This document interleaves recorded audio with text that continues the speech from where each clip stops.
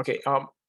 As I would like to introduce our panelists to us today. We have 4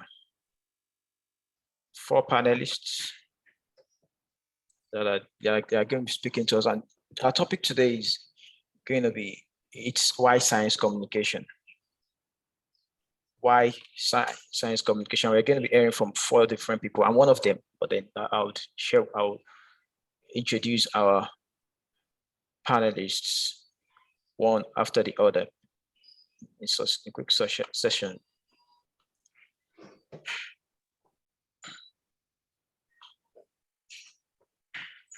Our first panelist is Rejoice Gbagbolegodi.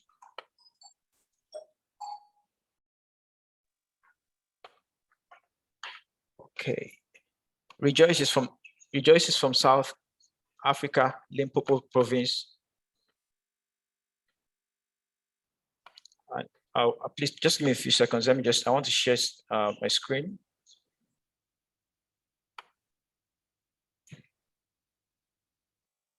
Okay.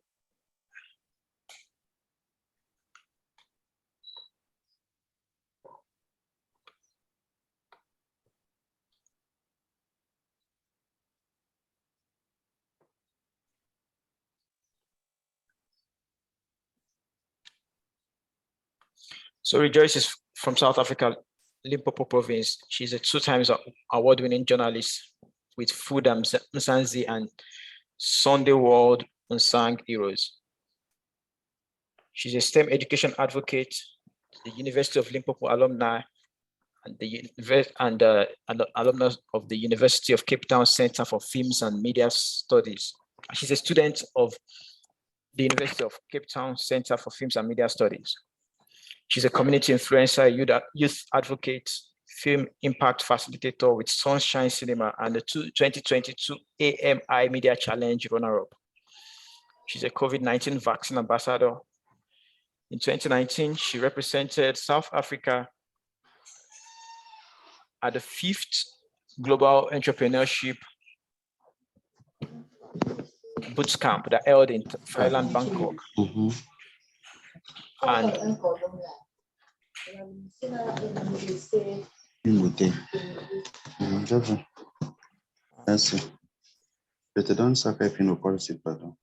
hold on, please.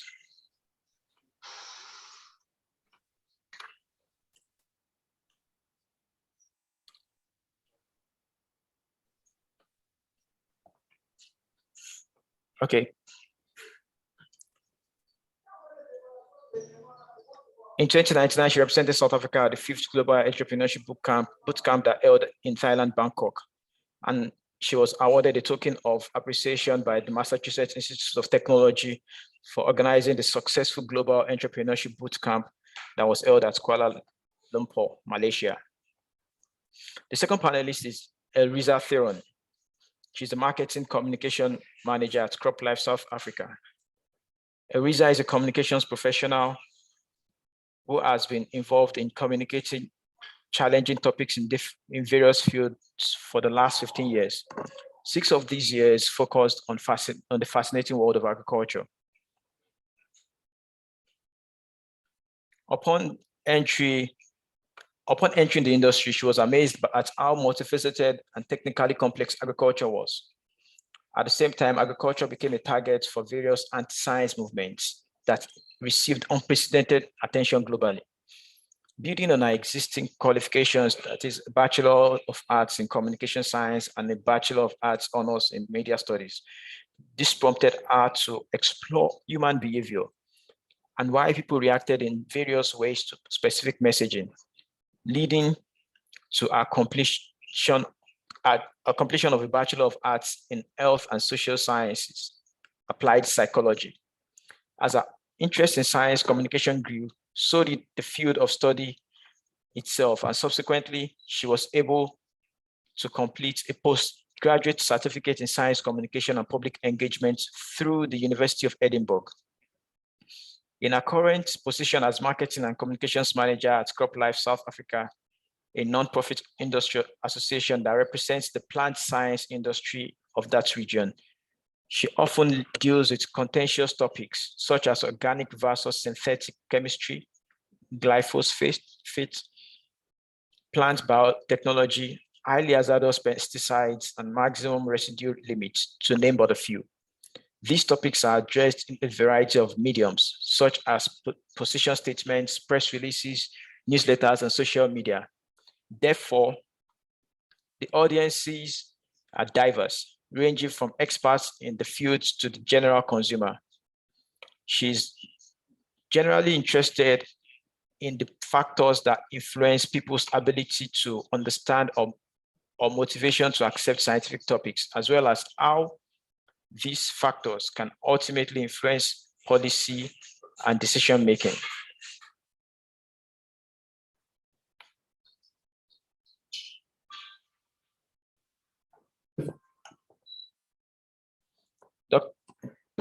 Now, I'll read the profile of Dr. Linda Khumalo, who is a postdoctoral researcher at Rhodes University Biotechnology Innovation Center.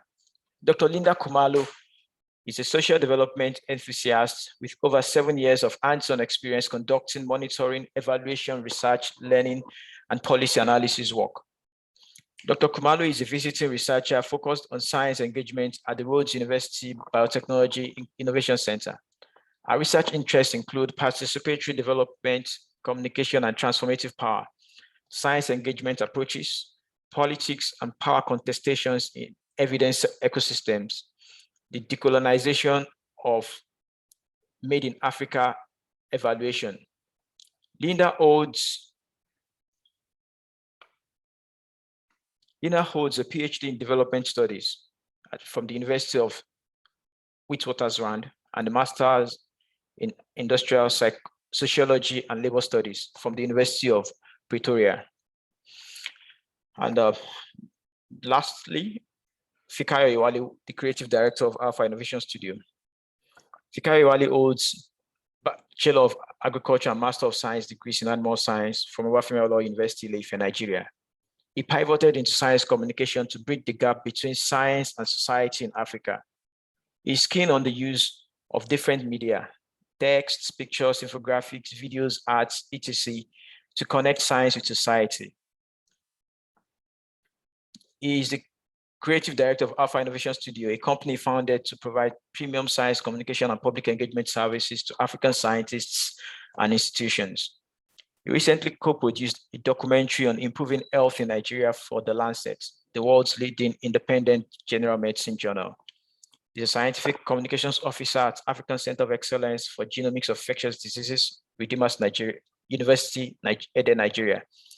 He's a certified project management professional and a member of National Association of Science Writers and also of Public Communication of Science and Technology, among others. So these are facilitators, and in a few moments, we are going to start our discussion.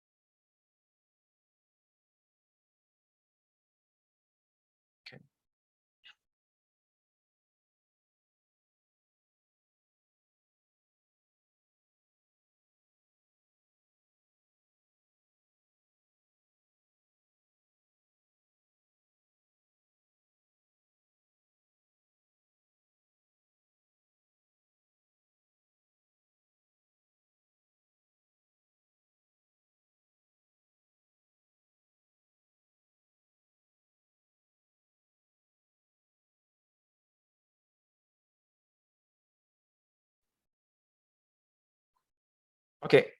Hello, everyone. Sorry. I hope you can hear me now. Yes. Okay. Yes, good. I can. Okay. Yes, go on. Now, so without further ado, I would like to we'll start the conversation, we'll start the discussion. And the first question I would ask okay, can our panelists, can you, Rejoice, can you just say something first? Just say hello to everybody. Hello, everyone. Welcome to today's session. I'm super happy to have each and every one of you to actually listen more to our presentations. So as a STEM education advocate, I believe as exposure to technology, as technology grows, children need to become technologically literate from an early age, and I believe science communication is the future, is the in thing. And as a STEM education advocate, advocating for STEM education for rural boys and girls who have been waiting for, like, in the STEM education field, we need to come forward as a community and offer science, technology, and mathematics lessons in our communities. And then while math and science, also technology, are foundational school subjects among reading and writing, they are classified together as STEM subjects. And it is no secret that reading and writing are essential to children's future success. And there's no doubt that without the ability to write and read, students would not have the same math, science, technology, and science literacy. Thank you. All right, Elriza, can we have your initial comments? Thank you, Fikayo. Is this, so I'm answering the question about what is science communication, I believe. Is that correct? Just, no, it's just a preliminary word, not necessarily science communication yet. Oh, apologies. In that case, thank you very much for having me. I'm very excited to be here.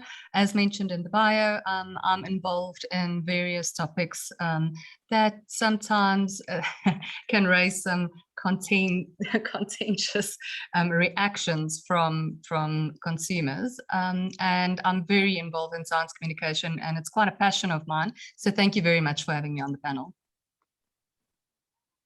Hi, Linda. Would you say hello? Hi, everyone, and thank you for having me. Looking forward to responding to the questions. Thank you. Okay, so we'll start. What is science communication? Let's start from you, Linda. What is science communication, at least from your angle?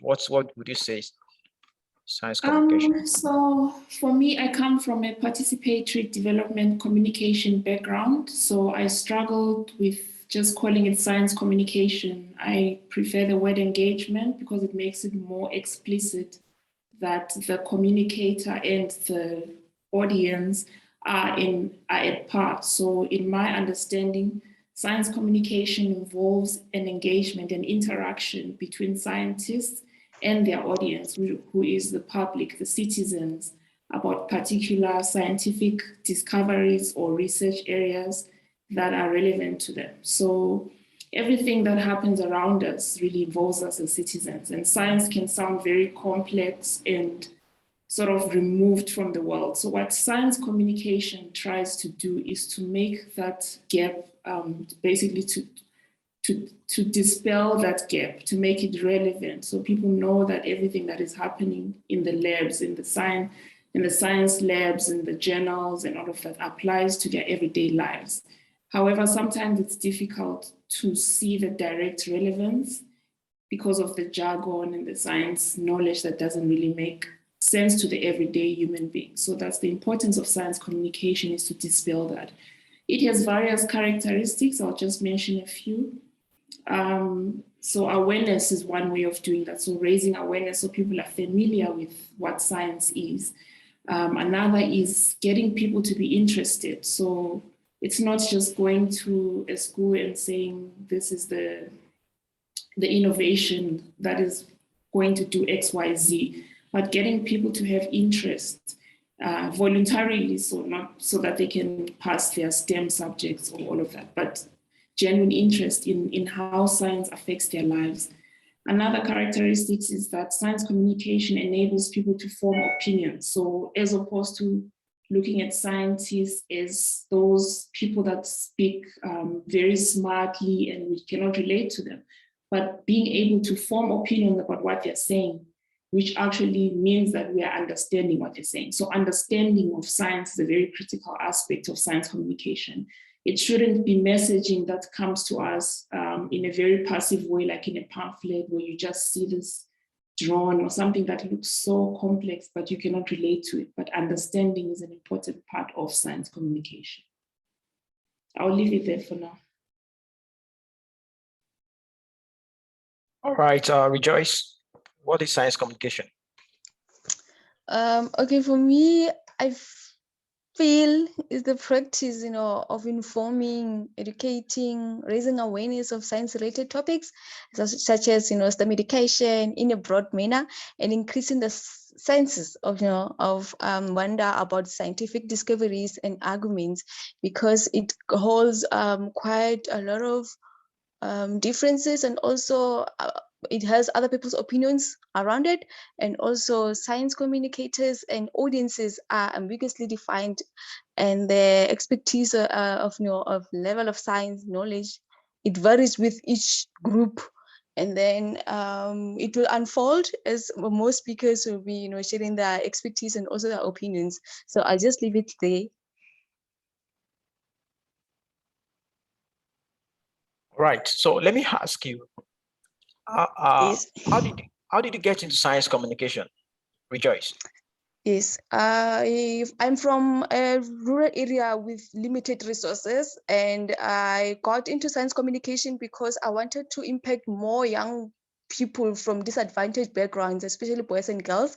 So I started teaching them how to code and how to make robots, and then I further developed some love for writing. So I started writing, around science topics, and also maths related topics on how to formulate equations to help young people to actually be better scientists and doctors of tomorrow, because where I'm from, we are looked down, and then I want to change that narrative. I want to produce more young scientists and doctors from my own community. So that's how I got into science communication as a journalist and also as a STEM education advocate. So yes. So Linda, how did you get into science communication? Yeah, thank you for that. So for me, I'm a development studies specialist. So how I got in was a bit different. So for my PhD, I studied participatory development communication. So I looked at ways in which marginalized communities receive information that helps them to develop, basically. And I felt that in sort of this this field of people communicating complex information to the less literate or the marginalized, there's always this gap where this communication is not really participatory. So sometimes people are just told there's this borehole that's already been drilled, but they didn't really need a borehole. They may have rather had something else. So that's what I studied, looking at community development interventions that are relevant. And for me, participation was a big part of my study. So science communication was sort of the next leg that I fell into, because it looks at how people can be involved, really. If you want to take a very developmental approach, science communication is trying to say, how are citizens participating in their own development? It's literally that. And for me, that was a really important angle to take, because there's so much money being invested in scientific discoveries. There's so much happening. There's talk of the fourth industrial revolution, and states are spending so much, but half the time the ordinary citizen doesn't know how it affects them, how it impacts their lives. So I'm here researching that. I'm a researcher of science communication. I'm not a science communicator. So I'm sort of getting the best of both worlds. All right, thank you. And Elriza, how did you get into science communication? Thank you. I actually sort of just stumbled into science communication. Back when I had to figure out what I wanted to do with my life, science communication didn't exist. And the problem was, even though I was very much interested in science, I didn't have the opportunity to go to university full-time after school. I had to start working immediately. So I had to study part-time, which made a scientific field trickier. That's when I started communication science, but my personality profile didn't quite suit what people thought the typical scientist should look like back then in those days. But clearly those kind of stereotypes are fast changing, which is great. So I started out in mental health care, which was my job day to day, and I found myself reading the patient handouts and the leaflets. And in my spare time, I constantly fixed the messaging, which made me decide to study communication. And later I moved into the field of telecommunications as a job. And it was frustrating that I didn't know what the smart people were talking about. So I scheduled sessions with one of the main technical guys. Each morning at 6 o'clock, we would meet and he would dumb it down for me, if I can say it like that, until it made sense. After that, I finally moved into agriculture, which I loved, and I actually couldn't believe how technical the field was. So the same thing happened. I reached out to the experts, and I figured out if I could just get these experts to explain it to me by asking the right questions, then I could easily communicate it into various contexts to other people who might not be in the field, pretty much the same as me. And then as my understanding of agriculture also evolved, so did my opinions, right? And so with COVID, the field of online learning also started booming, which made it possible for me to do a postgraduate certificate through the University of Edinburgh in science communication and public engagement. And strangely enough, I was the only person with a background in arts and humanities in that entire year. The rest of the students were all scientists who wanted to learn how to communicate better, which I think is great. But it means these two worlds of humanities and science are beginning to close that perceived divide, and they're getting closer together, realizing that we need to work together to get people to understand what it is that science is all about. And that's how I got into science communication. Oh, that's interesting. So we have different walks through, different access routes. Let me just share a bit about my own experience. I studied animal science, first degree, second degree. After my master's program, I worked with a project, research for development projects in Nigeria, agri-related to. We were working with poultry then. And my principal investigator, my boss then wanted us to share some of our work with the society, and every attempt at that fell flat because we just went out, got across to journalists, and just told them, okay, this is what we are doing, gave them write-ups, or there was time we had a press conference, and after we saw the output, we're like, no, this is not exactly what we wanted. So that went on for a few years, and later on, because I was the one writing the blogs for the project, my boss at the point said, have you ever considered science communication? I was like, what is that? I don't know what that is. So I checked it out, and I saw that, well, this is something that I should like, because growing up as a teenager, I concentrated on my communication skills. And when I started my postgraduate program, then it was like, you're a scientist, you like communication. These two looked as if they were at variance.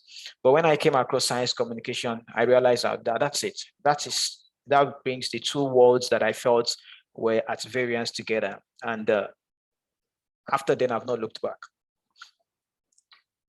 So, and maybe just to share something from, we had about 570 people that registered, and for this course, for this workshop, 202 of them, that's like close to half of the people that registered are postgraduate students. And let's say even 3 out of 5 were either postgraduate students or early career researchers. And that goes to say that is in alignment with what Eriza said, that many scientists are thinking about how to communicate their work with the society these days. And if you take the number of postgraduate students, early career researchers, and undergraduate students together, that's over 500 out of 570 people that registered. So it means that people are much more conscious of bridging the gap between science and the society, which is a good thing for all of us, because if the society's money is being plowed into science, the society deserves to know about what's going on there. So let me ask, why is science communication important? Let's start with you, Eriza. Thank you. Well, I suppose it really depends on who you ask, because product developers, researchers, funders, consumers, society, policy makers, they'll all have a different opinion about why it's important, right? But let's maybe think of the GMO debacle, taking an example from agriculture, or even just this COVID pandemic. It becomes quite clear why people need to be engaged with the science more. And Linda mentioned that engaging with the science, that's where it becomes quite important, because previous models of increasing public understanding of science weren't as effective as people would have thought. Just throwing scientific knowledge at them or reaching them, strangely enough, doesn't have the effect that we would think it would. People actually need to connect with it. You need to humanize the science, right? So it's not just a case of scientists needing to learn how to communicate and the media or consumers increasing their scientific literacy. Those models, like I mentioned, have been applied, and we need to do more than that, because it's not just polarized scenario that we are dealing with. The intricacies of how people connect with information sociologically, psychologically, and even linguistically, they all play quite a vital role here. And, you know, if we need to look maybe more to the humanities side, I always think to myself that what we are actually doing here is managing anxiety, right? People get anxious about things they don't know. And when they get anxious, it can affect our ability to think rationally about it. And a lot of people are very vocal about the things that make them anxious. Now, look, anxiety has a great role to play in progress. But when it starts interfering with objectivity, then it's a problem, because then it just becomes a noise. And this noise affects policy, and policy affects innovation. So I think we're really starting to get to terms with the fact that it's all very intricate and interconnected, and a lot more research needs to be done. But this is certainly just one of the reasons why science communication is so important, and which the benefits of science communication, which will be discussed later on, they hang in the balance if we don't see the importance of science communication early on. All right. And Rejoice, how important is science communication, especially from the perspective from your background? For me, okay. Thank you so much for your question. So for me, science communication is very important to us as a foundation, you know, with the impact that the STEM education has on our culture, our country, as well as our economy. And, you know, it is our primary focus, because many schools around South Africa, in my perspective, need assistance to give, you know, the quality of STEM education that student needs to be successful and literate in science, math, and technology. And then by focusing on these subjects, we align with the need in South Africa to fill the workforce gap and practically equip schools to do this. And literally, you know, basically, science communication uniquely provides students with a space to develop their problem solving and critical skills. And also children need to gain, you know, and grow an advantage in the workforce as they learn about science communication as well as STEM education, with the advantage in increasing from primary school to high school to post-secondary. although technology and engineering are as important as maths and science and subjects, they are commonly offered, in post-secondary education. And a potential reason for this is that teachers are not as comfortable teaching technology and engineering in primary and also in high school. So as STEM education advocate, we are here to change those narratives that children need to be equipped, especially from disadvantaged rural communities. They need to be equipped with science communication and also STEM education from an early age, so that whenever they enter high school level or secondary level, they already have broad knowledge of what they want to study further, what they want to be when they grow up. And then while studying technology allows learners to understand the application of certain tools and methods. Most often the term technology is only synonymous with computers, and it examples this example like this that limits the potential of subjects like technology. And so from my perspective, and also from where I'm from, because I feel like as panelists, we are from different backgrounds, and the way we've been, explaining science communication, it differs. So I believe this workshop will also help us to come up as one and formulate that one fundamental tool to actually go out there and implement. And so that's my take on, that's my piece on science communication from where I'm from. Linda, how important, why is science communication important? Especially from your angle of engagement, you said you prefer to call it public engagement. Why is it important?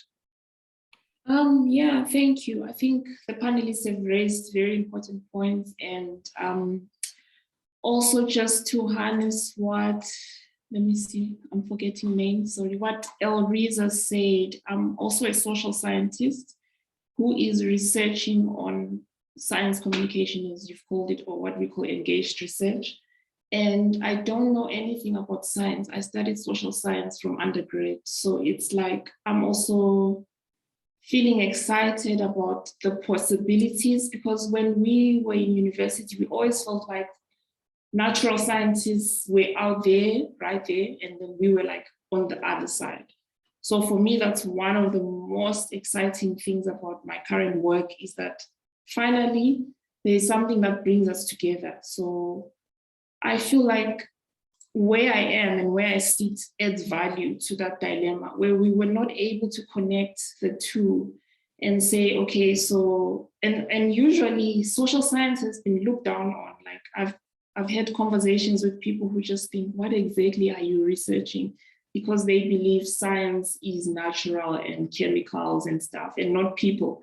So for me, the biggest excitement and the biggest innovation about this field is that it's a people focus, right? So we are finally accepting that all of this doesn't matter outside of people. So for me, that's number one. Society itself is what matters. Like, we can have all the scientific discoveries, we can have all the research in the lab, but if citizens are passive recipients of these innovations, then we are not being developmental. So that's, for me, is the main premise. And the reason why it's so important is really that element of accountability. So we have funds, we have government expenditure, we have portfolios set up, we have members of parliament set up to manage funds. And most of the time, a lot of funds are spent, especially in the South African case, on science. You know, we have the National Research Foundation, and there's a lot of money that is spent, a lot of scientists. So for me, science communication is really the most important thing that helps us to know how citizens are actually engaging with science. Like, how are they seeing the relevance in their lives? And for me, if I could draw, I would have a triangle, because usually what happens is scientists focus on policymakers, right? Because when policymakers are on board, then likely funding is renewed, programs continue, because policymakers have the decision-making power. But in the middle of the triangle is the citizen. So if the citizen is not actually engaged in the process, and policymakers are engaging scientists, and leaving out the citizens. So then we have a problem, So for me, that is an important connection to make, that most of the times we have a lot of focus on, let's get this presented to these think tanks, let's get this science presented to members of parliament, which is great, but what is the citizen saying? And one thing that we've also noted in the work that I do is the question of when does this engagement happen? So in the last few years, there was a bit of a rush to say that citizens must be engaged, and somehow people were doing this tick the box exercise of running with their research to a community or to a school and showing students or community members what they're working on. And the question remains, is that engagement or is that informing? Is that literally informing people about what you're doing? So for me, the issue of when the engagement happens, is it an afterthought? Is it after the scientific research actually happens? And does this not leave communities feeling excluded? In some communities, you hear them complaining, look at the vaccination drive. Most people in rural communities were like, what is this drug? Like, why should we keep putting this in our bodies? Because it came as an afterthought, and of course there was a crisis, so there's also that. But people need to know from the beginning, from when drugs are being developed, and people will say, oh, it takes time, scientists don't have time. And that's why we have partnerships. That's why we're here as social scientists. We are here, some of our colleagues are in media. We are those people that are like mediators who are supposed to work with scientists. So somehow we need to be able to work together and support each other and not engage communities as an afterthought, and not to only engage people at a very high level. We always sort of leave out the poorest of the poor and expect them to find out somehow that there's something happening. And they are not blank slates. They also understand their community, they know what's happening, but they need to be engaged differently, maybe use a different language, use community radios, which is where my interest lays. Like, what are people doing out there to make sure that communication is relevant? So the issue of relevance is really important. All right, thank you very much. What you just said now about language reminded me about part of one of my major issues hosting this workshop. I kept asking myself that I speak English. Most of the people that we invite, the facilitators, speak English. What about our French-speaking friends? But it's something that is really crucial, because I at least going forward, it's something that will really I know that we have to pay attention to, because English science is not English. I mean, English is not equivalent to science, so we need to be able to communicate science or have these conversations in the languages that people understand. I mean, that is even French, English, they are like international languages. All about the languages, local languages of the locals. And then another thing I would want to just point out from what I think Linda and Eriza said about science and social science. When I got into science communication, it was after some time in science communication that I came to realize that in the beginning, it was not so. That dichotomy between science and the arts, social sciences, there was nothing like that in the beginning. That's why sometimes you would see quotes from Aristotle that will talk about mathematics and that will talk about philosophy. I mean, in those days, those thinkers were not separated as some are scientists, some are artists. It's just, everything is about knowledge. But as knowledge increased, there was this, we started specializing such that we had those dichotomies. And even within this, what we call science today, my background was in agriculture. And if I don't do things that are related to biotechnology, I wouldn't know anything in biotechnology. So even within the so-called science, we still don't, because of the vast amount of knowledge that is available. So it's important that we really pay attention to communicating to science communication. Now, I want us to talk about the benefits of science communication. First, the benefits to the person that is communicating science. I know we are going to talk about the benefit to the science communicator, to the scientists, to their institution, and to the society. So it that we inform for those different dimensions. So the benefits of science communication to the science communicator. Let me start with you, Rejoice. Thank you so much. Okay. So technology, I'm going to put a lot of emphasis on technology, because I feel like that's where science derives from. And then I feel like technology sort of makes communication easier and quicker and then more efficient. And then one of the benefits of science communication is that it has to be communicated, it has to be put out there. People need to be informed. People need to be taken from their law perspective, because I feel like, especially from rural areas, people don't really have much knowledge. So as journalists, we need to put the word out there. We need to keep people informed. We need to send the message out there. We need to be the educators. We need to educate people around science communication, and also the benefits that science offers in terms of education, empowering themselves, and also employment. Because now I feel like we live in a world where change has changed. COVID-19 has took most jobs, and for some people, when it hit, it was a blessing in disguise, and then for some it was just like we're out and down. But it is something that has to be put out there, that as we live in a world where change has changed, we need people to be more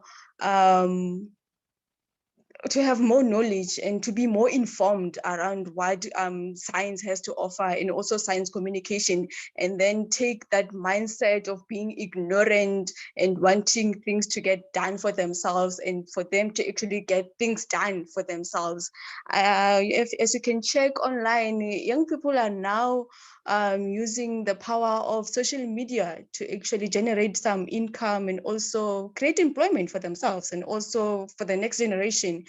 TikTok is taking over, YouTube is taking over. There is quite a lot of them, and people are just doing so well for themselves. And it is just something that it was bought by technology, and then most of these apps and tools were introduced right after COVID-19.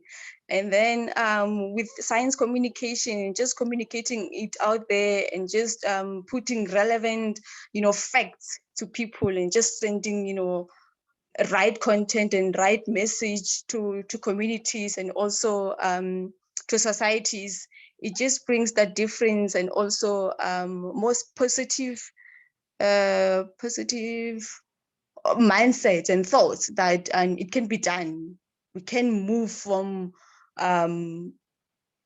just not being able to actually do things by our hands, and also being technologically advanced, and so it also allows you to track conversations and therefore provide better customer service. And also technology makes it easier to gather customer insights and improve the entire customer experience, in terms of your YouTube and also TikTok experiences around young people. And it's so inspiring to watch on how technology and also science communication has brought about all these developments, and also job creation. Thank you. All right.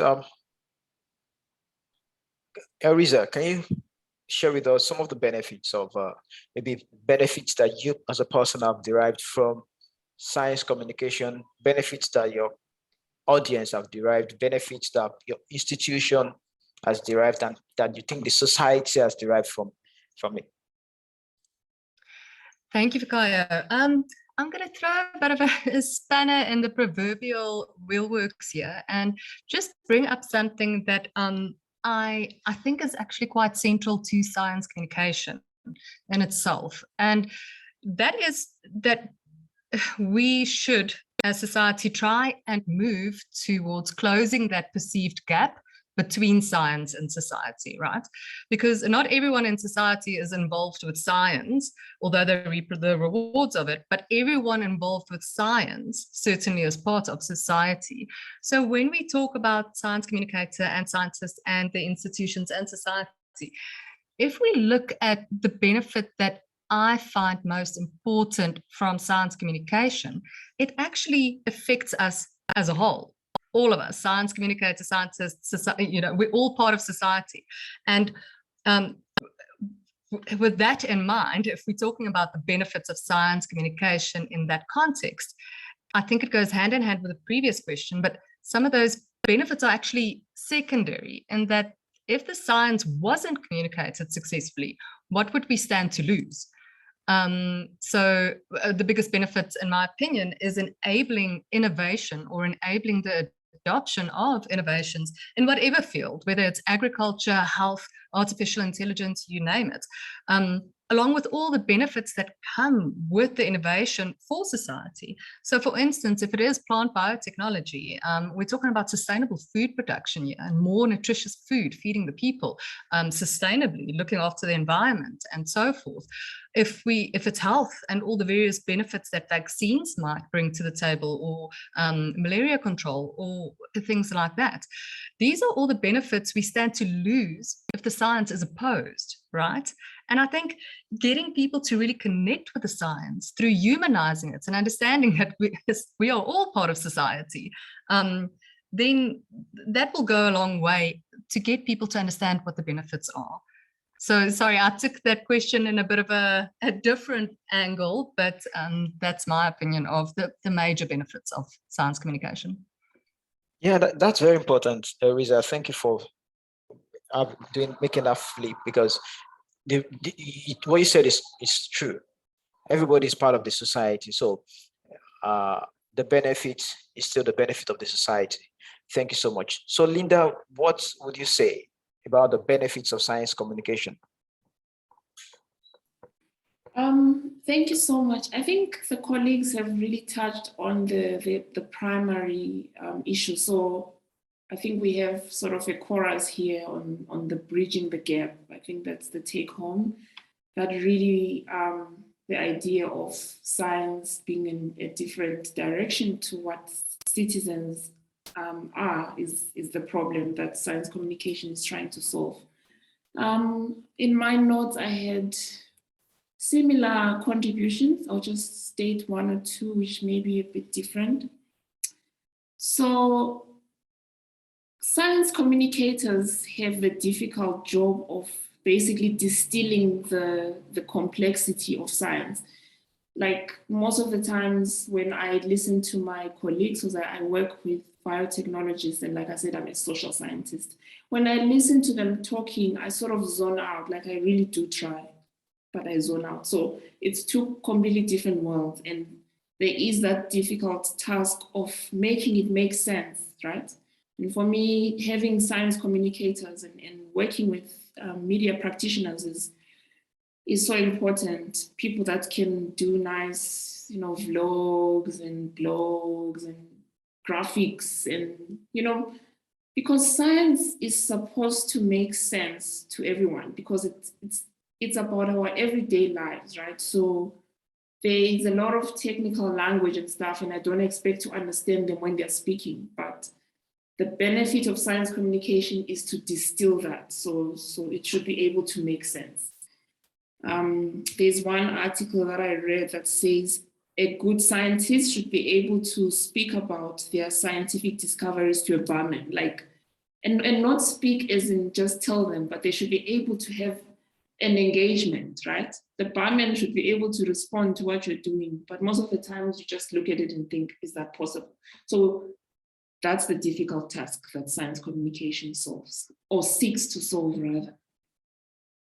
Another thing that's a benefit is that science communicators, and I'm saying that broadly because there's so many of us in different aspects of this, should and can support this capacity development. You know, we keep getting to the same problem, that there's a problem with effective communication, there's a problem with effective understanding of science. So there needs to be some kind of capacity building around that. So who's going to support that? It's people that are in the more what they call soft sciences, who have more communicative skills and all of that. When I arrived at my unit, the scientists were like, can you have a workshop with us to help us to communicate? And some of you might laugh and think, but they communicate all the time. But they were basically arguing that they are not trained, you know, their programs, their curriculums are not designed that way. Whereas for us social scientists, half the time from first year, we have all of these modules that design our critical thinking, report writing, things that we might take for granted, but we need to support each other in that.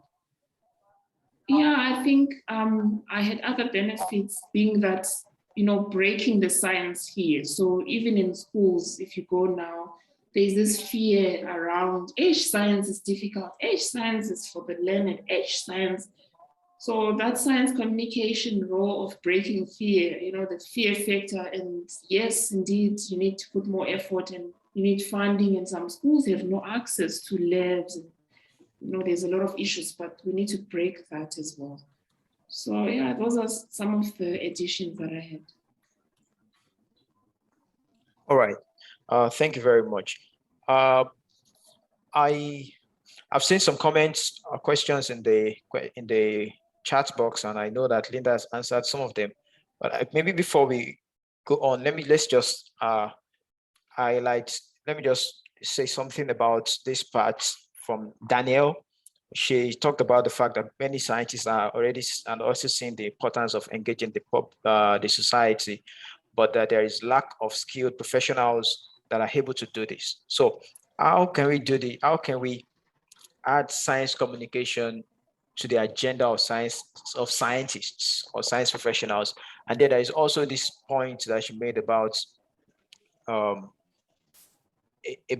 the fact that science communication should probably be incorporated into curriculum. What do you think about this? Let me start with you, Rejoice. Yes, science communication, sorry, should be mandatory, you know, to be added into the curriculum, because it has that one factor, and it holds so much power that students and also learners must be informed, you know, around science communication, and also the aspects and also the benefits that science has. So like I said before, if they could equip, you know, that knowledge and also that wisdom around science communication, and also the benefits that science has from an early age, whenever they reach, you know, the upper age and or upper grades, they already have an insight, you know, and also experience of what to expect in the near future, and also they can be able to actually pick up like that career paths from there, because I feel like we lack doctors, scientists, pilots from rural areas because of this instance, that they get to learn about science whenever they get to secondary levels or higher grades. So it be added into curriculum, they will be able to actually know, and also whenever they enter classrooms, and also the spaces of learning, that okay, I am capable, I can do this, I'm also eligible for this. Because most of them be like, what if I'm not really eligible for this, because I was never taught about, you know, science communication and also the benefits that science has.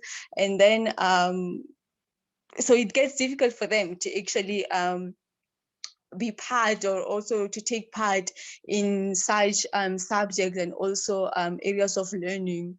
So yeah, so it's very, very important that science communication gets to be added into the curriculum from an early age. around schools. Okay, Linda, what would you say? Yes, I agree 100%, you know, and it's good to start at that stage at school because that's where this fear factor of science begins. And usually, yes, some schools are doing a lot to promote STEM and all of that, but there's still a lot of exclusion in the sense that infrastructure is not really there to support this, like I said, labs and all of this. Chemicals that students actually need to practice science effectively. So they still need to support the infrastructure. But the curriculum is an important point. I'm thinking also in the sense of the biotechnologists that I work with who say they don't have communication skills. They also mentioned the issue of time. So in addition to them having that in the curriculum, they basically say, it's crazy, their schedules are, you know, science, you know, research. So if it's prioritized, because I think it needs to be also taught in a way that even in first year, scientists know that it's not your after thing that you think about if you have time. It's like as important as doing the science. So I picked up that people see it as, they often have this thing where they're like, who's going to do it? We don't have time, you know? So in addition to building it into the curriculum from first year uni and from high school and all of that, people must understand the importance. So we need to sensitize scientists that there is no use. Your science is basically not useful if it is not communicated. Like if society doesn't know what you're doing, you might as well not do it. Like get to that point of people realizing that, look,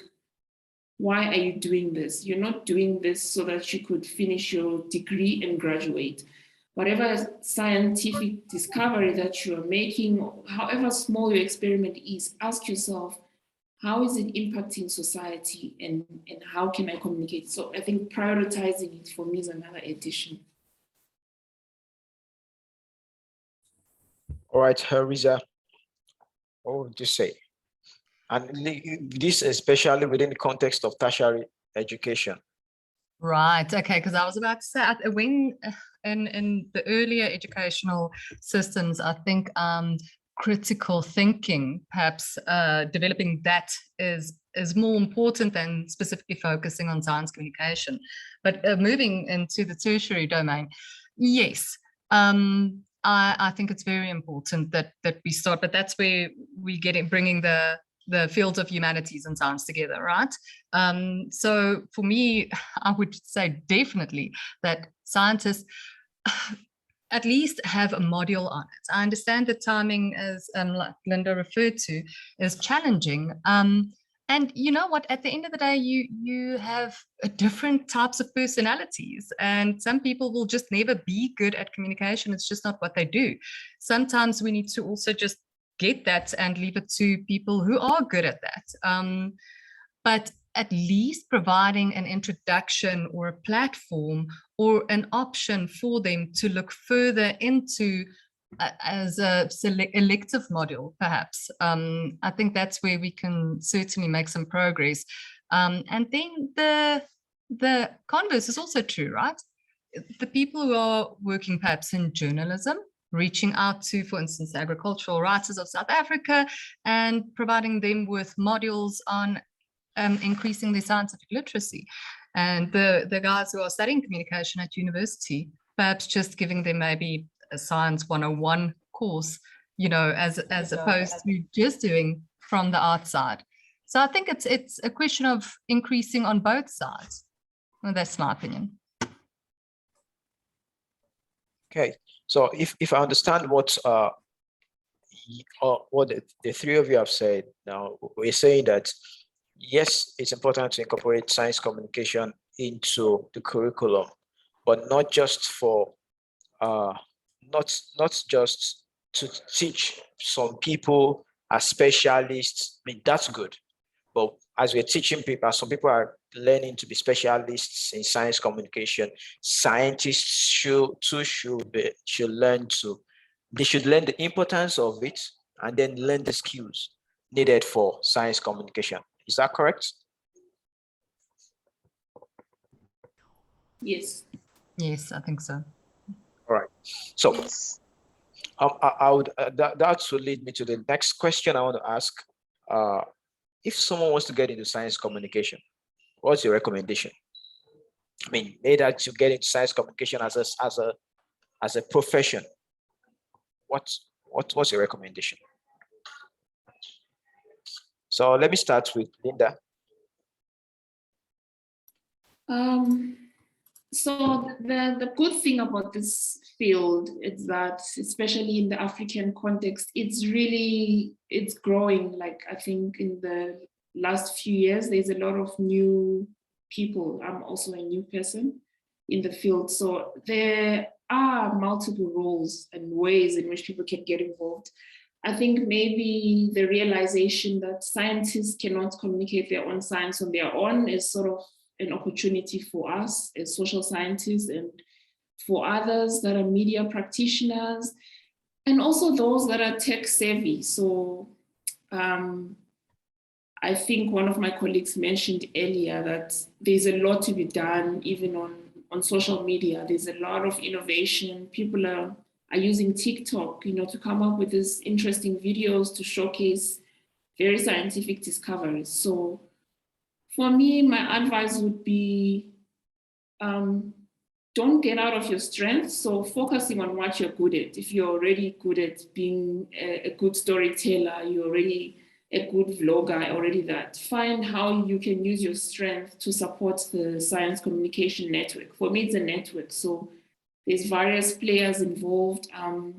For me, I'm a researcher. I really enjoy research and trying to break down problems and find solutions. So my role in this is to further try to understand it, as it is still an emerging field. So I conduct research and I read around it, and I can confirm that there is not much that is written in the African continent on the how approaches, like what is actually the recommended best practices for us to engage communities at a very participatory level.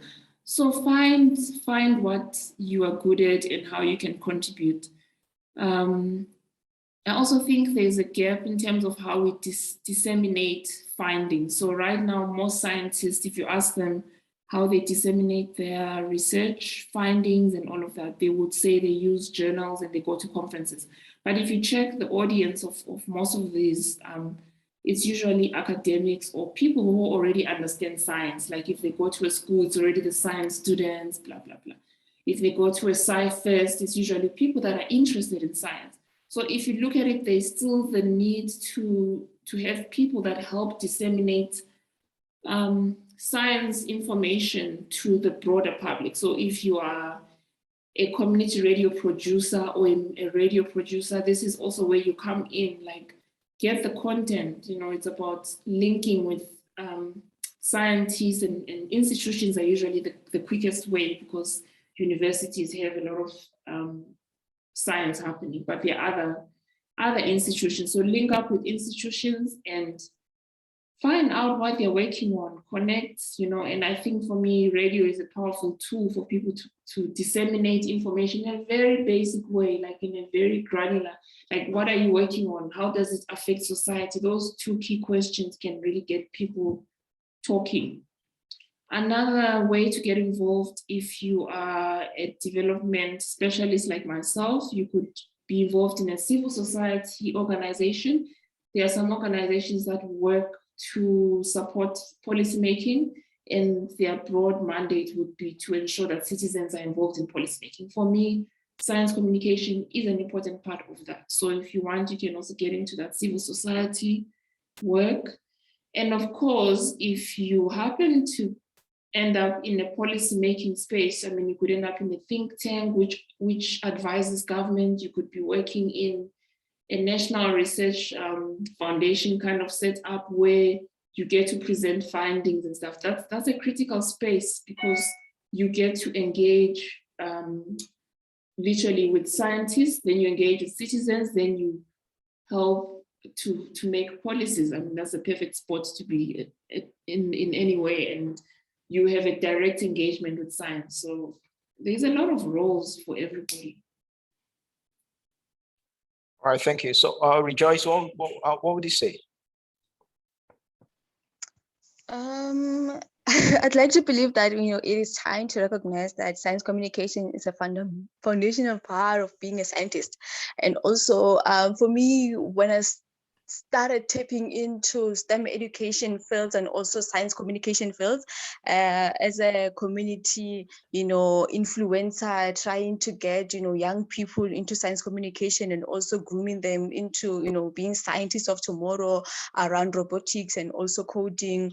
It was just for the fun of it until months later, I got recognitions from like big institutions such as your MTN, your NYDA, being interested in the work that I do and also grooming these, young people into being future leaders of tomorrow, because I believe that, science communication and also STEM education is the future. And then to grow, in these fields and also having interest to actually write articles and also jot down powerful message to send to the communities around science communication and also STEM education. It was more of an effective communication, as a central to improving the diversity and inclusion, to programs to that inherit in science, because it is said that science is difficult, because a lot of young people would actually say it out loud that science is difficult, the science is not for us Black people. So we need to actually take that mindset of their systems and also out of their heads, that if the next person can do it, you can actually do it as well, because it's for all of us, science is for all of us. And also I believe that without effective communication, gatekeeping will keep on, persisting, and the barriers will also continue to exclude people from understanding science. And also with the current system, it isolates the scientific community from the rest of the world, with no free exchange of ideas and no science literacy. And then I also believe that, science communication skills will improve with necessary training, both in terms of improving students' communication skills within the scientific community and with regards to outward flow of information. Science communication should be a core aspect of science training, with the tools that people must acquire from us, community influencers and also journalists, as the communication that we send out there. And it's very, very important that we also instill, these skills also to our parents. Also, parents are our main people to actually get, young people and also students to actually dwell more on science, to be like, my child, if you can dwell more on these, you'll be a future leader of tomorrow. You're going to be a scientist tomorrow, be a doctor tomorrow, you'll be a pilot tomorrow. So to actually make an emphasis, on the importance of science communication around our communities and also societies, we should not just do it for the fun of it. It has a lot of potential and also lots and lots of opportunities, and also job opportunities. I mean, we now live in a world, especially in Africa, South Africa to be precise, the high level of unemployment is so high. So it is just up to us to use the possibilities and also the positive skills and also knowledge that technologies bring to us, to our best knowledge and also to our best advantage, to create jobs around it, and also to instill knowledge to the next generation. We should be the ones that are actually instilling that positive mindsets to the next generation with science communication and also STEM education. Thank you. All right, Riza, what would you say? I don't think I can add much to my fellow panelists' opinions there. I would just definitely echo what Linda said, that it can really go either way, and you need to understand what it is that you are interested in. Or do you prefer to be a scientist that's great at communicating, or are you a communicator with a passion for science? Because it really can go either way. And that would, of course, dictate what you will study at the end of the day. So if you are great at writing, know that that's your talent, go and study journalism, and then go and intern in a field that interests you, like agriculture or healthcare or IT or whatever. And if you are a scientist, if you're interested in marine biology, healthcare, even history, museums, those kind of things, they all form part of science communication. So I think you just need to understand what it is you really want to do and then go for it. That's my opinion. Yeah, thank you. I think that's very crucial. The bottom line is do whatever suits you. Do whatever suits you, and you don't need to be who you are not. If somebody was asking me recently, is it all about writing, or should it's not all about writing. There are people that would not, it will take them a lot of time to write, but if it is to illustrate a concept, they'll finish it in moments. So such persons would do it soon do them or anybody good. For somebody that is good at illustration to say, yes, I have to stick to writing stories and all. So that's good. That's crucial. That's good. Now that leads to the next question I would want to ask, and I want us to wrap up so that we can give more quite some time to people for questions that they want to ask. So what innate skills or the skills that you developed have helped you so far in your journey as science communicators? And I would like if we can answer this within 1 to 2 minutes each, starting from Riza. Oh, the skills. Well, I think the most important one is critical thinking, because you need to come across something, conceptualize it, understand whether it actually fits within the context, and then repeat it. You need to collaborate. So collaboration and seeing the connections out there with certain policies. What if something happens in Ukraine, what does that mean for us? What does it mean for our food security? Those kind of things. And then trying to put that into context, into something that's also interesting to read. So the skills that you get on this journey, they're completely vast, and it's incredible. Other things, well, you need to learn the art of argumentation, I think. You need to learn the art of translation, because if anyone who has ever written science in more than one language, try and translate some of those scientific terms, it's really not that easy, and it's not something you find in a dictionary.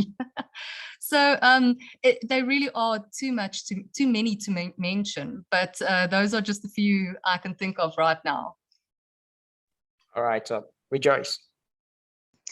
For me, it all started when I got an opportunity to go to Mozambique while I was doing my final year with my first degree with the Biodiversity Student Society. It was, I remember it was at Eduardo Mondlane University.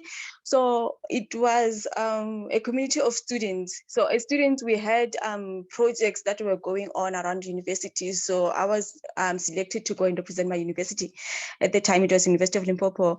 And then most of the projects and the work that we did as students were sort of practical. And then the university had technical stuff. So I got challenged that this is something that I can do. This is something that I can introduce to my community, and also to young people that are surrounding me, surrounding us. And then I got equipped, with science communication, and also on how technology works. And then I remember I wanted to start, with coding, basics, and also robotics. And then we later scored, I think 2 years after, we scored a partnership with the University of Nelson Mandela Science Institution, where we got, practical tools to actually help with coding, and also we'd get like small funding to actually do robotics, and yeah, so that's how my love and also my knowledge for science communication and also STEM education arose from. It all started when I was in Mozambique, so I was challenged to actually do better, and I was like, this is something that I can do and introduce to my community, and it also impacted me, and also impacted me and also my career in a remarkable way. So today I'm an award-winning journalist. Who would have thought, and so it just started from trying to learn, and then from that learning you get to expand, and also you get to use practical practical tools that you get to learn from other corners of the world. So yeah. Okay, so Linda, you spoke about this first, so I think we're sure with that. Now, some conversations have been going on in the chat box, and I think they're very interesting. First off, I want to bring something up. Linda talked about having something about a coalition of ideas that are best practices and within the African context. And Daniel said something. I was just like, yeah, that's something that should happen. Most of the content that we have about science communication manuals, they are from outside Africa. So what's happening? If we are evolving, should we have something that documents the best practices? And when I saw that from Daniel, I said, that's it. So Linda, is that something we can work out? All of us. We're not putting it on you. It should be Yes, definitely. I mean, I'm also contributing to that discourse, and I'm saying it's lonely. I'm not here. I think it's my 4th month, and most of the literature out there references what they call the RRI, the Responsible Research Innovation, which is sort of like coming from the EU, and there isn't like specific African frameworks. Yes, we use similar language and there's a lot of terminology being thrown around, but I think we need to document it somehow. Like just listening to this conversation today, I've learned a lot, which I don't find in articles. Like we need to write. I'm not advocating for everyone to be a researcher and to write, but we need to sort of document these experiences and sort of come up with our own frameworks. Yes, we can borrow from what's out there, but then our contexts are different. So we need to sort of, it's all hands on deck. Everybody here has a different experience that they can also contribute. Okay, and so is that a yes? By putting you on the spot now, but I really think it's something that we can put out. Fine, it's not something that will come out in a week, but I think we should really think about it. And interestingly, one of the things I've seen about the science communication space is that it's like everybody wants everybody to get involved, because it's one of the most open communities I've seen. Now, not just in Africa, the global science communication community. You get across to somebody, to just an open group, and you say, this is what I'm thinking of, or I need this kind of help. You will see people come up to say, these are resources, these are this. I mean, it's a very, very interesting thing. And I think that we can work together to talk about what's happening in Africa. So we'll continue that conversation, I think. So maybe can we have people that want to ask questions? I know there are some conversations about collaborations in the chat. I don't want to talk about that. So would someone want to talk about, if you want to ask a question, can you just maybe raise your hand, then you can unmute, or we can ask you to unmute so that you can you can ask your questions or pass your comments.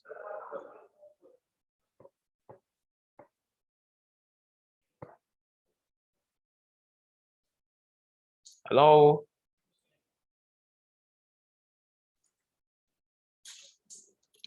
Any hands up?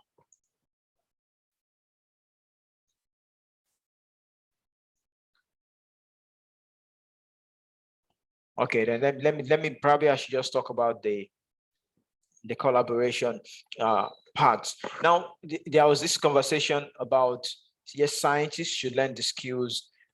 Okay, allow you, Philip. Can you unmute and ask a question or pass a comment? Can you please unmute? Allow you, Philip.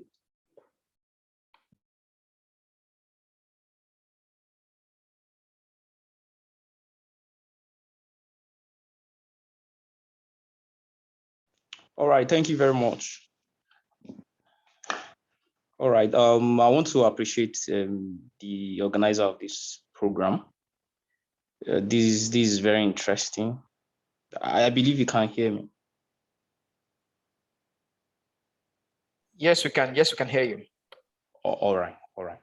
Yeah, I really find this very interesting because actually this is the first time I will be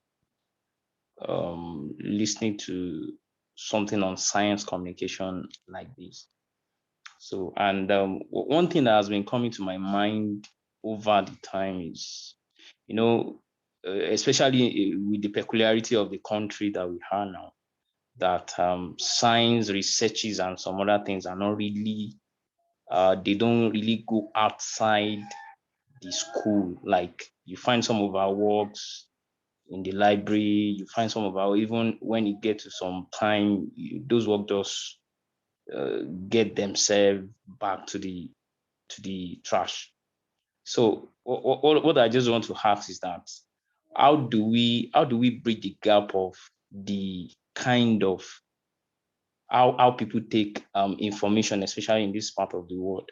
You get what I'm trying to say? How do we bridge the gap of how people take information in this part of the world, and how can we use this science communication, this platform, to actually be able to communicate to the right people? Because it's not just communicating our researches that is very important, but communicating it to the right people that we use it to effect the right thing that it's supposed to. I believe we get what I'm like. Let me just cite examples. Like, okay, I'm into environmental health. And most of my works has been into air pollution and so many other things like that. Even though we have regulations that regulate some of those things, notwithstanding, in carrying out research, you still see that those things are not actually, there is no difference whether there is regulation or no regulation. So how can we leverage using science communication to make sure that our work, whatever we do, gets to the right people? I believe my question is clear. All right. Thank you very much. So the panelists, who would like to take this on first?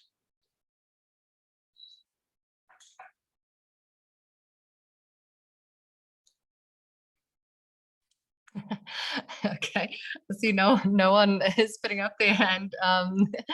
So I could perhaps try to give some feedback.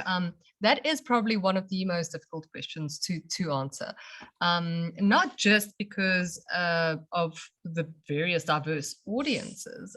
It's also sometimes you have secondary audiences that you're not even thinking of, and the way things are structured these days with the communication platforms that we are using mostly, especially the mass communication platforms, right? I'm talking about the social medias and those kind of platforms.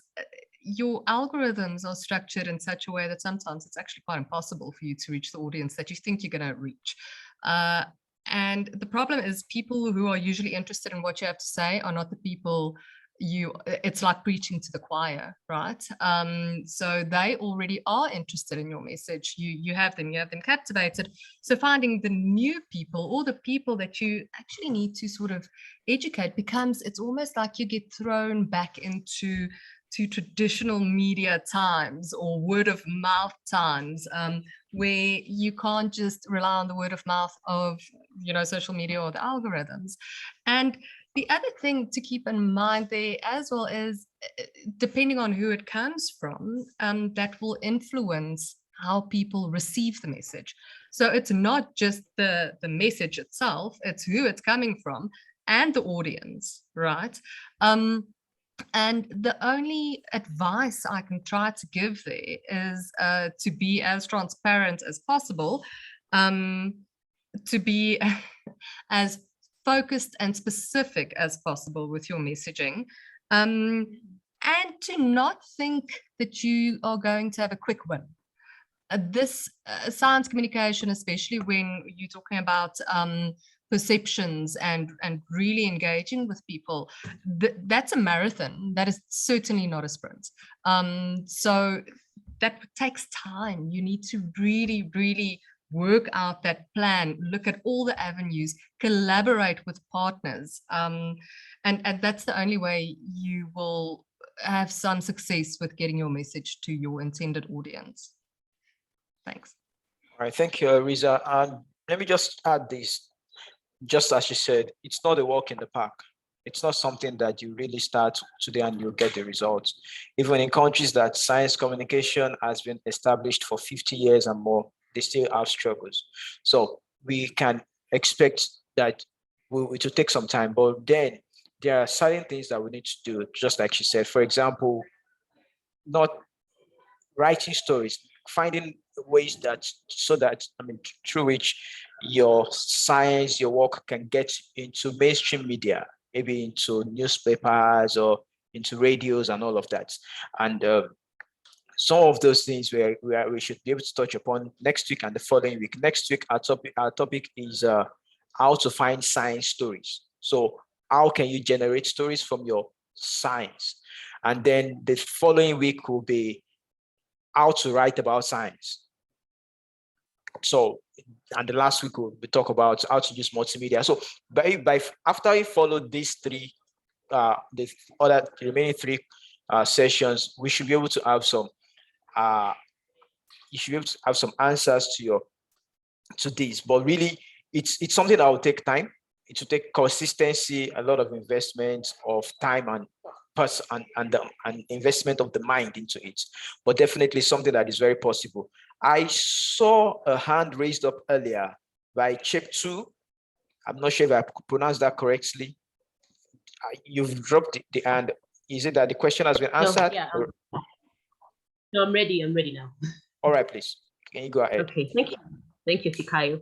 Yeah, I think one of the things also we were talking about in the chat, and it goes back to some of what Linda said and some of what Elvisa said, is just the idea of collaborations, because I think going forward, we have to really think about how we want to communicate science, and as we've talked about how for many scientists, really they're communicating, they're used to communicating to an academic audience and used to communicating in a particular way.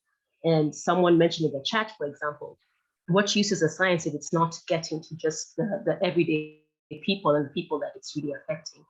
So I think collaborating, looking at just further collaborations with communicators, people who spend a lot of their time communicating, or I think Linda mentioned just how TikTok is huge now, how social media is huge.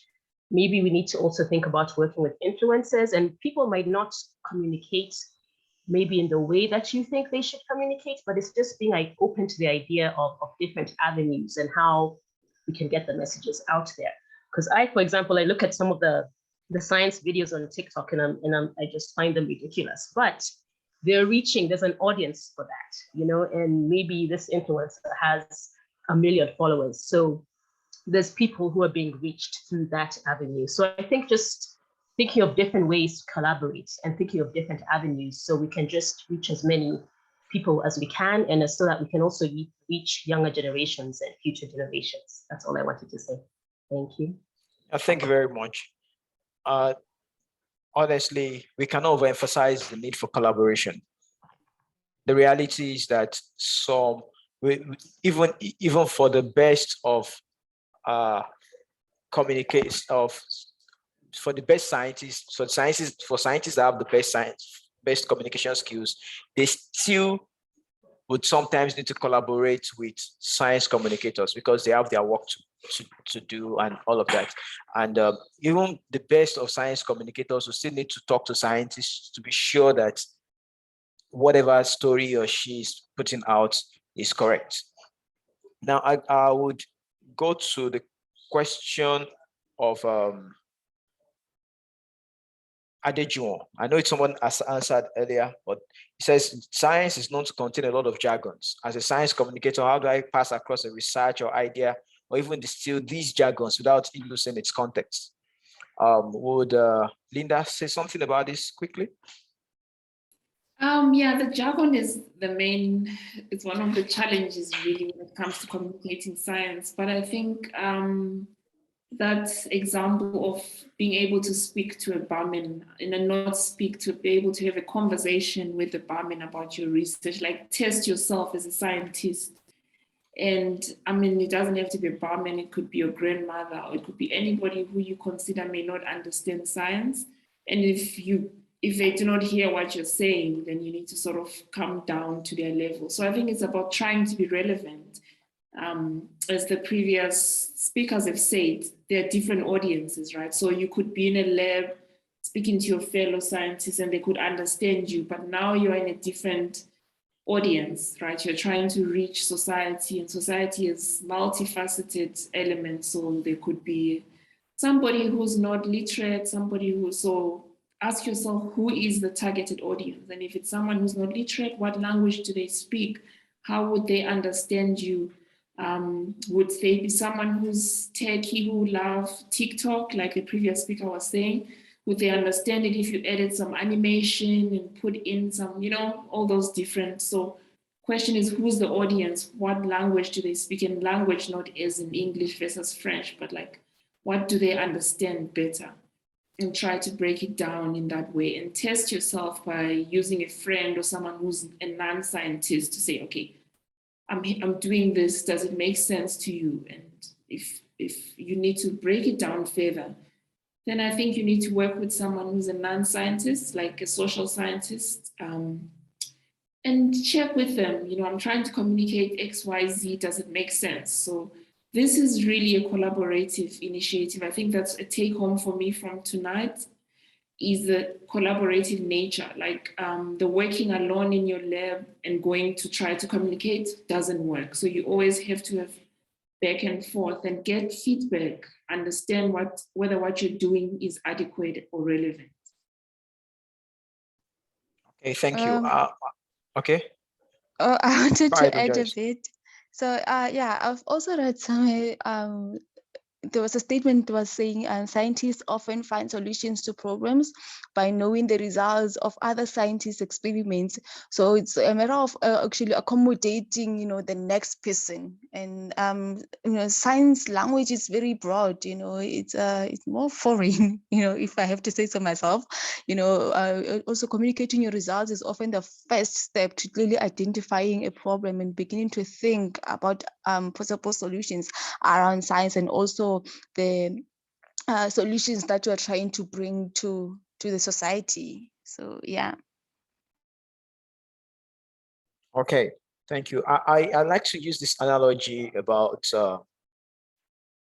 how to present science to non-scientific audience.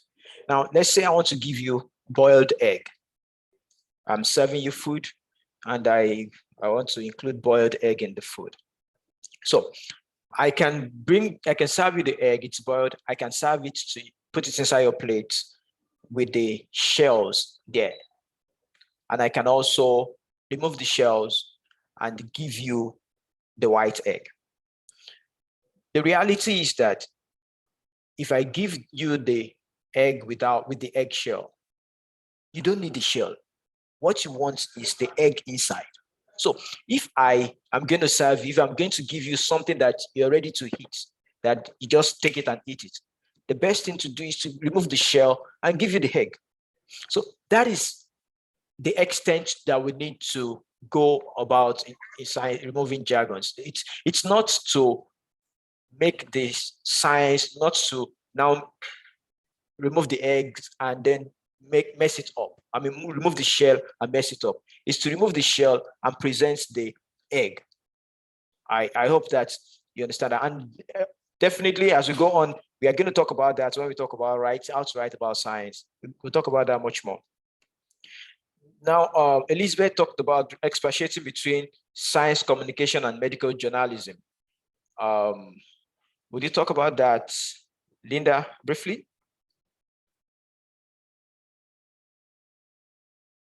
I'm sorry, please repeat the last part. I sort of missed it.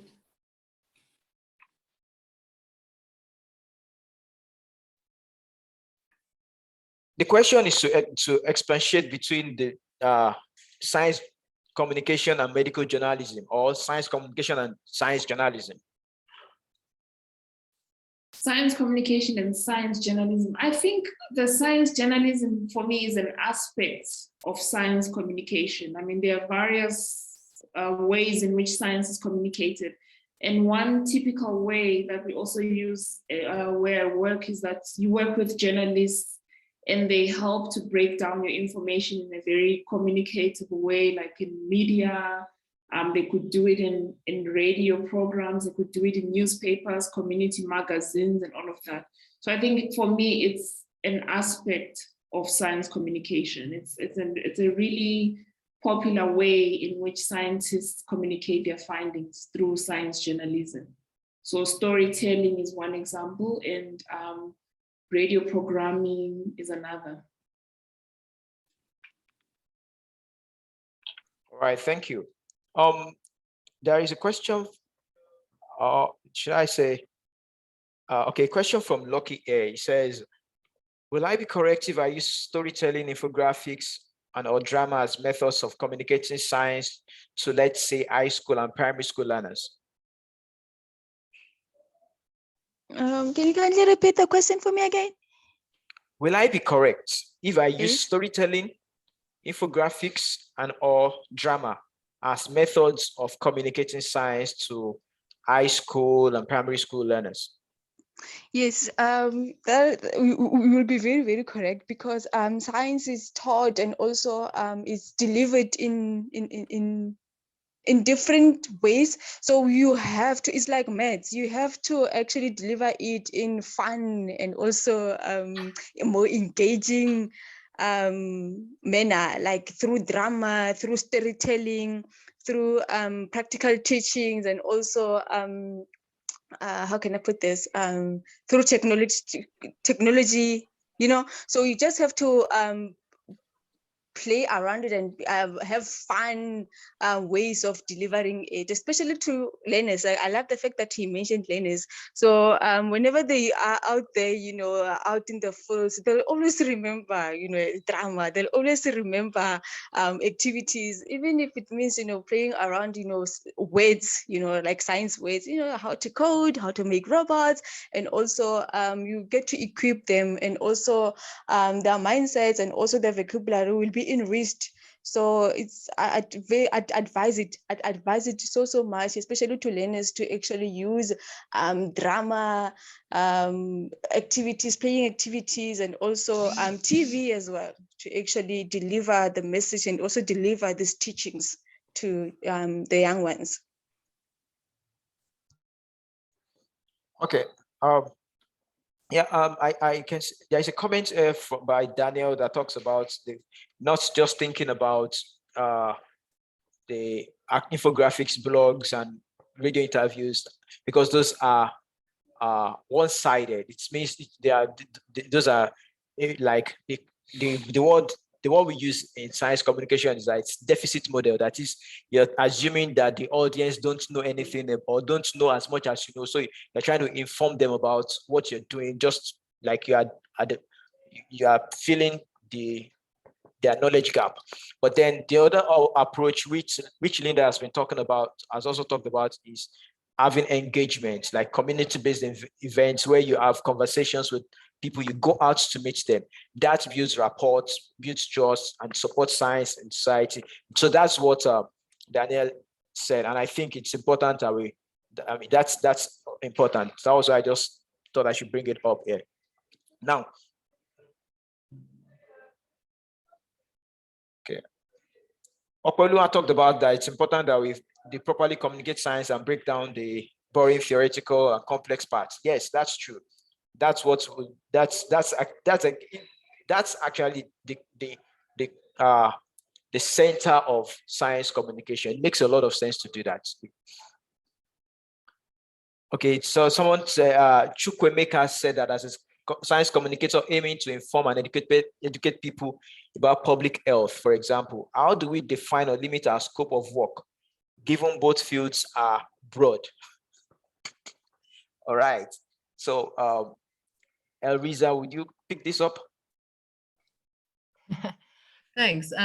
Good question indeed, and I think it aligns with what we said previously. Like this, science communication, especially when it comes to something as broad as public health, it's a marathon. It's not a sprint. So you're gonna have to break it down into bite-sized chunks, and that's why we have people that actually work completely only within the field of science communication, right? So I don't think we need to do it alone. That's where the collaboration comes in that we've been discussing throughout the session. You will need to you'll need to check what your goals are. What exactly, it can't just be public health, right? You'll need to break it down. Are we talking COVID? Are we talking HIV? What are we talking here? And then from there, see who are the role players to engage with, who are the people on the ground, who are the people who need to know. Okay, so you probably will start with your audience and then try and translate what kind of message you need to get to them. What do they need to know? So it really is, it's not an easy or quick question to answer there, because these are the things that communication strategies are made of. And those things are, they take sometimes months to design. So unfortunately, I don't have a quick question there, but there are experts who, this is what they do. And you need to just break it down into bite-sized chunks, considering the audience, considering the message, considering the delivery method, the platforms, and then take it from there.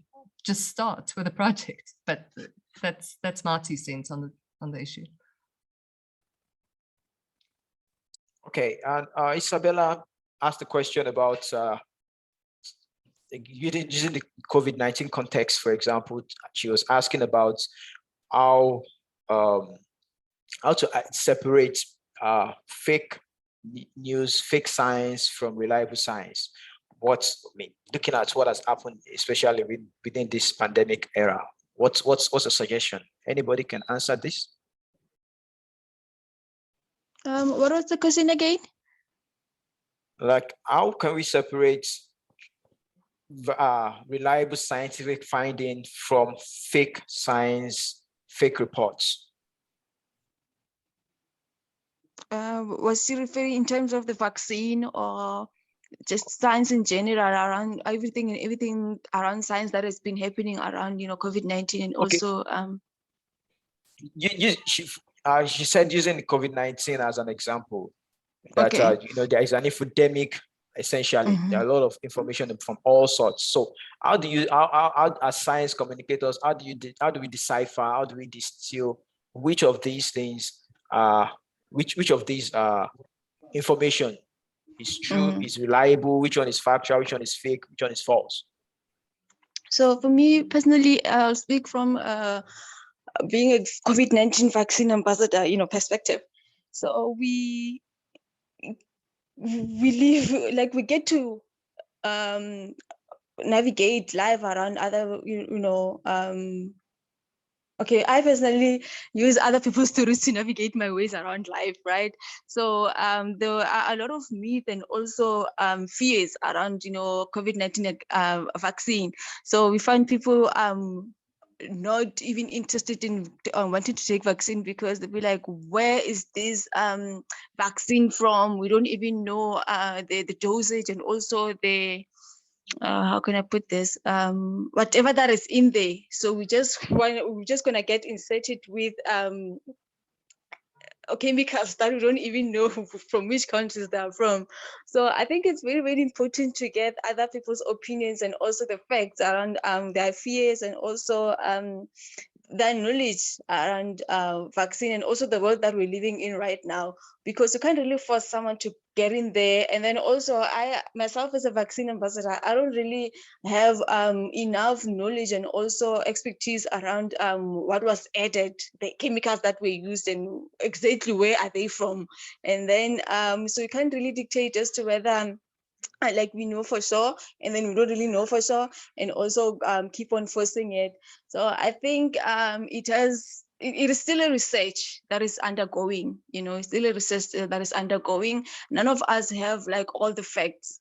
We just read through magazines, see through television that it helps, it heals, and also it eradicates the effects, and also eliminate the effects of getting infected with the COVID-19 as a pandemic or as a virus. So I personally don't have all the facts, but then around science stuff, so each and every day new information arises, so you don't really know which one is which. Yeah. Yeah, all right. Thank you very much. And I think that that the course, this course, there is a course by KSJ. They have a fact-checking course. I'm just posting. I just posted the link in the chat now. You can take the course, and I know they schedule it at different times, so I think it's free. And then the course that's Caroline posted earlier, the SciDev script course by SciDev, the one for journalists. I took it sometime in 2019. It has a part that helps you, that talks about how to like verify, how to find reliable scientists, and how to know which, at least to be able to figure out what is correct or what is not in what scientists tell you. So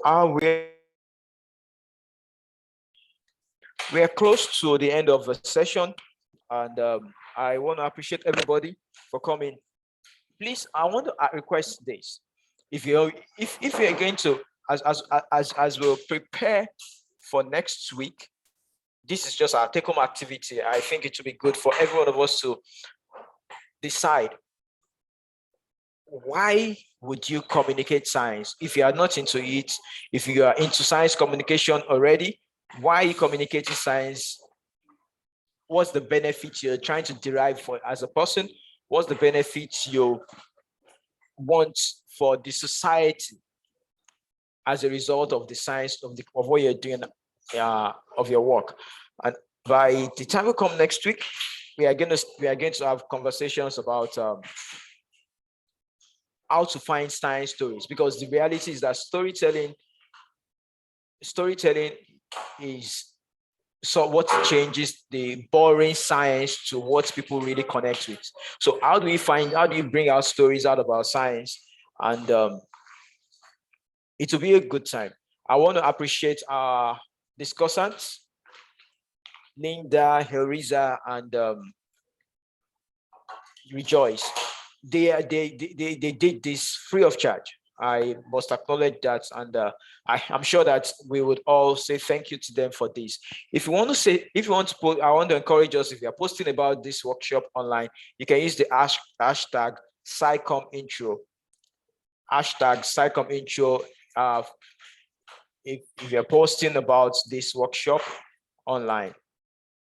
So it's good to have you here, and you can still tell other people. There are people that may be much more interested. I know that many people are looking for, what can I use? How can I practice?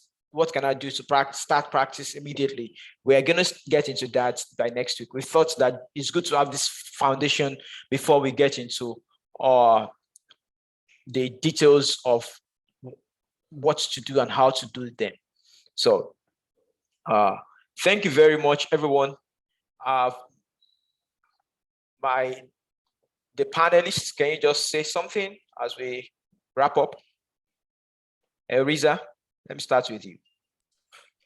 Thank you so much, really, for the opportunity. I thoroughly enjoyed it. I love the questions coming through, some of them quite challenging. And, you know, it's sessions like these that is moving us forward into bridging that divide, right? There's just one thing as an ending note, I'd like to caution against, and it's something that was mentioned in the comments by Danielle, and that is that deficit model. We tend to use in our language that, and I said it myself because, well, you know, I joke about it, but when we do go out and we do communicate science, we need to steer clear of using words like dumbing it down or explaining it to you know, people who are not as clever as the scientists, right? Because that's where the divide comes in to begin with. So I think we just need to be cognizant of our language when we do go out and communicating those difficult topics, and just understand that they, you know, society, everyone has different kinds of knowledge. So, but thank you very much. This has been a wonderful session. And if anyone has any questions, they're more than welcome to reach out to me on any of the social media platforms or on my email address. Thanks. Yeah, thank you. Linda, can you just... Yes, thank you so much. I'm also very grateful for the invitation, the opportunity to participate. And I think it's been a very interactive session. Thank you, everyone. Okay, Rejoice. I'm super grateful to be selected as one of the speakers, and I'm excited. You know, I'm super happy on and welcoming of the next coming, you know, workshops. So I'm super happy. I can't really express my feelings, and everyone that has been sharing their insightful engagements and also experiences in the chat box, like you guys have just been amazing. And I love the fact that the audience has been engaging, and then they find, you know, the session interesting and also important, and also something that they can, you know, implement from their own spaces. It's very beautiful to watch. It's just incredible. And Fikayo, I have to credit you, you know, for actually incorporating us, you know, mixing us with in terms of journalism, communication, management, and research in science. So I just love how you put up this panelist format. So it's very engaging to learn from other people, and also to share my experiences as well. So I'm just filled with so much gratitude, and thank you so much. Good evening to everyone, and good night, and good morning to the rest of you, and also a good day to others. So thank you so much. All right, thank you, everyone. Hi, on behalf of my team here at Alpha Innovation Studio, we are grateful that you took time to join us. If there are still people that you think would benefit from the workshop, we'll leave the registration open so that they can join for the remaining parts of the series. And panelists, can you please drop your social media handles in the chat box? People would like to have them. I'll also drop mine shortly. So thank you very much. Good morning, good afternoon, good evening to everyone. Thank you so much for joining. So I'll not close the meeting. Wait for about 2 minutes or so that you can drop our social media handles and people can be able to get them. We'll take this conversation on beyond now. Linda, I'm sure you get information from some of us about the best practice handbook or content that we are going to put together from the African context. Thank you so much, everybody. Have a good time. See you next week. Hello, sorry, I wanted to find out, are you going to share with us the recording since you were recording? Yes, we're going to share the recording. We'll share the recording with everybody that registered so we can still access this. Thank you very much.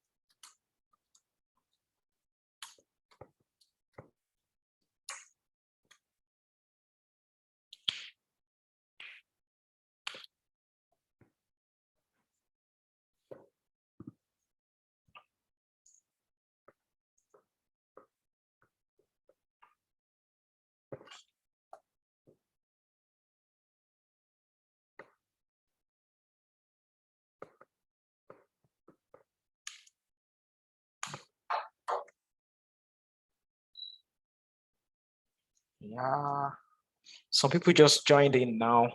We have just ended the session, but since you registered, you're going to get the link to the video. We've just finished the session now.